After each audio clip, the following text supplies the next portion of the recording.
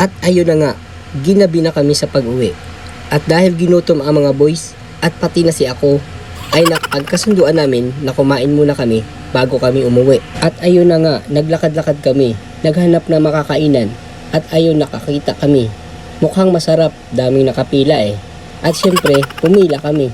Naghintay muna bago matapos ang iba. At ayun, kanya-kanyang pwesto na. Bagong discovery na naman to. At hindi kami nagkamali. Masarap nga, kaya pala pinipilahan. At dahil masarap ang lasa, hindi maiwasan na makapag-extra rice ka talaga. Look at! Sige lang mga boys, marami pa ang laman ng kaldero ni Kuya. Hindi tayo mabibitin. Ang dalawang kanin na binigay sa akin ko eh.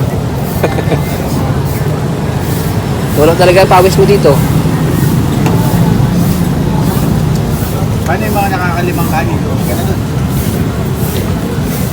Okay lang kay Kuya, importante na pasayahan niya ang customer niya. Ganun pa kami kuya, bakit yan? Sarap.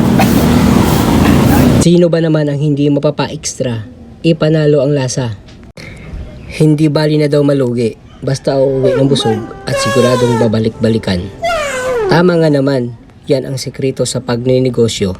Ang masarap na, panalo pa. At ayun, siguradong solve ka talaga sa sarap ng templada nila. At ito ang malupit dito, ang libre palamig. Kahit ubusin mo pa yan, walang bayad yan. Ang lupit 'di ba? Ayos na ayos. Peace daw, sabi ni tropa. At ayan, tapos na lahat magmukbang. At maya-maya, uwian na. At syempre, bago magkalimutan, magbabayad na kami. Sa mga viewers ko, sakaling mapadaan kayo dito, ay pwede nyo rin tikman ang pares ni Kuya. Hindi kayo magsisisi sa sarap ng lasa nito.